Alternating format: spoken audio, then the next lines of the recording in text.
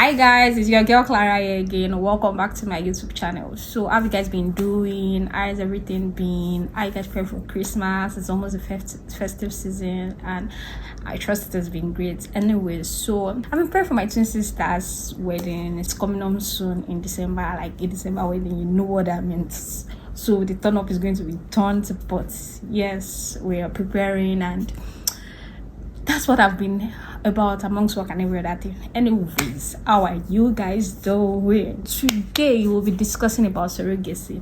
You know, recently after Nancy Umeh gave birth via surrogacy, the term has come into the Nigeria media space, and people are talking about it more. So it's been crazy and people are trying to know what it entails. Somebody like, oh, the absurdity of it, like why would you want to do that, this or that one. So basically I'm just going to be giving you all the breakdown. Do you understand? Just relax and we'll just gist about the whole thing.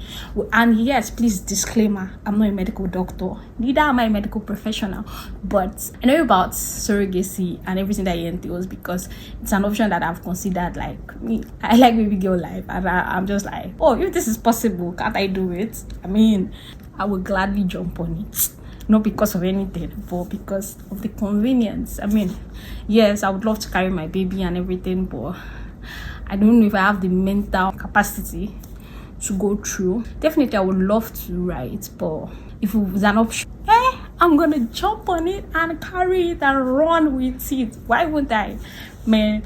But I mean, either ways, I'm still fine. I'm still good. So surrogacy basically means when a man and a woman, like usually a couple, let's assume like a married couple wants to have a child and they don't want to have it alone. So a couple like meets a third party who is now the surrogate, carries their child for them if they are LD. They could go through IVF, where they take the woman's egg and they take the man's sperm and they implant it into the surrogates. If it fertilizes, she becomes a working incubator for their child. The child doesn't have a blood, so she's just carrying the child. She's the carrier, and upon delivery they get their child. There are two types of surrogacy.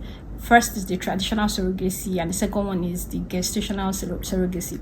The traditional surrogacy is what I just explained earlier, where the man and the woman who are LD decides that a third party, for some reason, it could be for just any reason at all, like people make decisions based on their own personal, how it fits and suits them. So it could be for any reason. I mean, just because they don't want to have to carry a child, the woman doesn't just want to carry, or maybe for some reason she cannot carry the pregnancy to term, you understand?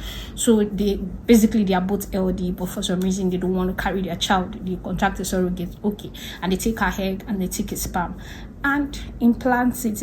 Usually medical professional does that. You can go through a surrogacy agency or just meet your gynecologist, your medical expert. They can recommend. I'm still going to discuss the legal aspect of all of this at the end of this video, so just stay tuned and we will discuss that at the end. Moving forward, gestational surrogacy is when the surrogate eggs is used. So they take the man's sperm and they implant it through artificial insemination into the surrogate. In this situation, the surrogate has blood ties to the child. That is why it is very important when you're going on this journey. There should be like legal binding contracts and all of this that states the responsibility of each party, the surrogate, the parents of the child, or the father or the mother, in whichever way you're going about it. This is why it is important for you to like have a lawyer and a proper surrogacy agreement is drafted on your behalf, especially as the couple, especially in Nigeria where there is really no law guiding this type of medicine, because I mean it's still very new and our law has not yet caught up with this new phenomenon. I mean, there's still the gray area where anything literally works, you understand? So just so that story does not enter and you understand, someone now comes in the future and start fighting for your child. Having all of this in mind, it is very important, especially in Nigeria, to have like a legal binding agreement, among other things, before you decide to move forward your surrogacy journey. Because first of all, surrogacy is still a very new phenomena in the Nigerian law, and so the Nigerian legal system has not caught up with this new phenomenon, and even the judiciary has very limited cases to use as precedents, which might necessarily not favor might not be in your favor. That is if there is any. So it is important that first of all, before you go into any surrogacy journey with anybody, with any surrogacy agency, I'm very sure that some surrogacy agencies will provide legal binding agreements, but it's also very important that you have your lawyer, especially a family law lawyer, to be at your side and go with you on this journey because of all the legal jargon that would be involved. Let them go through the contract. If it's your lawyer that is drafting it, why I said the family lawyer, because they are more familiar with family norms. It's their specialty. Do you understand? That's their specialization, so they would understand this more and help you navigate all of the legal process involved in all of this. It is important that your lawyer helps you to either draft this document to ensure that you are covered legally and your interest and the interest of your unborn child is covered, or you give him to review whatever the surrogacy agency has drafted, so that you also ensure that this has been covered and each responsibilities have been stated in the contract, like the duties of the surrogacy, what their position is, everything, and who owns the child, all of these things, who gets custody of the child upon childbirth. Do you understand? How much was paid, if there was payment made to the surrogate, because some do it as a job, you understand, if she was paid, and some just do it maybe if it's your sister or your aunt or even your mother that carried your child for you.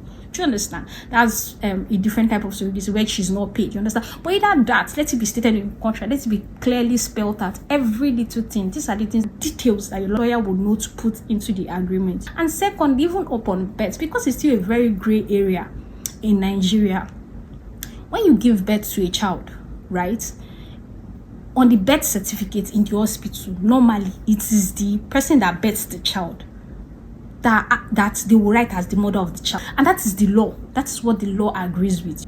This has to also be included in the agreement that upon birth, it is the surrogate that will assume custody of the child and becomes the mother of the child. Then even after birth, you have to either go to court and get court order, declaring you as the mother of the child, or better still, immediately after the birth, start adoption process immediately. This one gives you a legal right to that child. If you are going to go through adoption, let it be stated in the contract that upon birth, you will adopt that child as yours.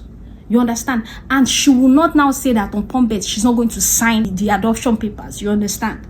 These are the things that your lawyers will know to do, because it's really important. Because if these are not clearly stating and there's no written agreement and you don't do all of these necessary things after birth, the surrogate can come tomorrow and say, at the end of the day, who gave birth to the child? She's the one. Do you understand? Especially if it is now a gestational DNA where the surrogate and the child shares the same DNA. Do you understand? That will not even be a more difficult process, because now if she has DNA evidence, but you don't have anything to back all of that, or you have a very poorly drafted surrogacy agreement, what are you going to do then and there? Do you understand? So it is very, very, very important that this agreement is drafted. And even after birth, all this serves as insurance, because this is your child. Surrogacy is not cheap, it's very expensive, so you cannot be going through all this journey. And a lawyer that serves like your insurance, getting a lawyer is just like paying for insurance for your car. You don't pray that your car has accident, but in case it does, you have backup, you have leverage. Do you understand? It is actually very important. If you ask me, I would really advise. But so don't just go with the word of anything that is the surrogacy agents. They are not lawyers, right? They cannot protect your interest as much as you will protect it, because if Kasala busts, they will just say they will do their best, and it is at the end of the day, it's you that spends the money. It's you that did all of that. So it is really, really important that you do all of this.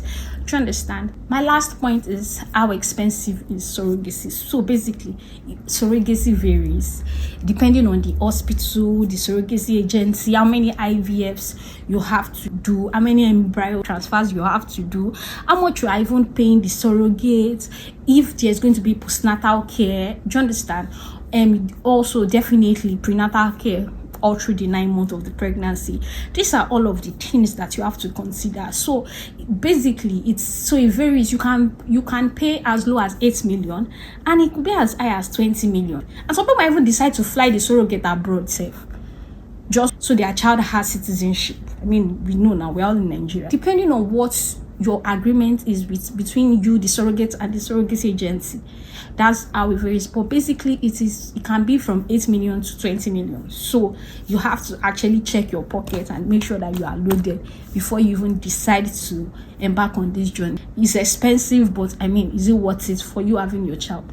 I believe it is worth it. I mean, if you have the money, do you understand? It is very, very much worth it. I mean, I looked at Nancy Ume's video and I'm like, nobody talks about the mental load, everything that has to do with carrying a baby to term for 9 months. Then even after you give birth, you have to also take care of that child and nurture it. Because for me, in a way, I feel like at least half the job has been done for you. You've outsourced. It's just I feel like sometimes it's outsourcing.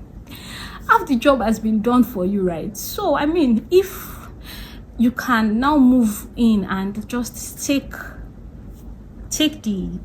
get your child, at least you have the strength to be able to actually take care of the child. The journey, I believe, would be, I'm not doing it, I don't know, but I would think that it would be easier. Do you understand? They don't used to buy suffering in market too. They don't used to buy suffering in market actually. And I mean, I don't know, honestly. I envy Nancy. I envy her because I mean, I would take that offer on a platter. I mean, but I'm so happy for her. Congratulations. And I like what she did. I love that because I've seen a few people in the industry that I've gone through this route, but they did not share it. You understand? But it's low-key. Those that know. I'm not going to mention names, but I love that Nancy shared that journey. Do you understand? You should go to our page and our page on Instagram, Nancy Ume. You would see all of that there. Do you understand? Our journey, a surrogacy journey, and she's still going to share the whole story, right? She said she will still share it, but I'm sure she's still taking care of her child and everything. It's beautiful that she's able to share this journey because you have some people that are like, okay, something like, no, another person carry my child, how would this happen, how would that happen? Do you understand? There's all of that stigma and stereotyping, if I would say so. And some men will be like, oh no, they can't. They are so vehemently against it. And I love that Nancy Ume shared that story. It's a possibility. You don't have to wait 10 years, especially if you are trying to conceive and it's not coming easily and you have the money. You don't have to wait 10 years. You don't have to wait 20 years. You can have your child. So far as you both you people are healthy. I beg, you have your child, you move on with your life. Do you understand? And that's what I think. You don't have to like struggle and everything. As far as you people are in the financial position to do all of this, why not? And I love that she shared her story. I really love it. I've been saying it, but I really love it. It's a possibility. It's a possibility. It's a possibility. And any suffering that you don't have to go through, I strongly believe that you shouldn't go through it. Unless maybe for some reason you cannot afford it. That's understandable. But if you can afford it, if you can do all at your convenience, why not? So I hope you guys enjoyed this as much as I enjoyed talking about it. I love you guys. Please like, subscribe, and share. It is really, really important for me. Please do, so that my YouTube channel grows. I'm still trying to grow this, and it's very important for me. Please, I love you guys. I love you guys. I love you guys. See you on my next video. Bye.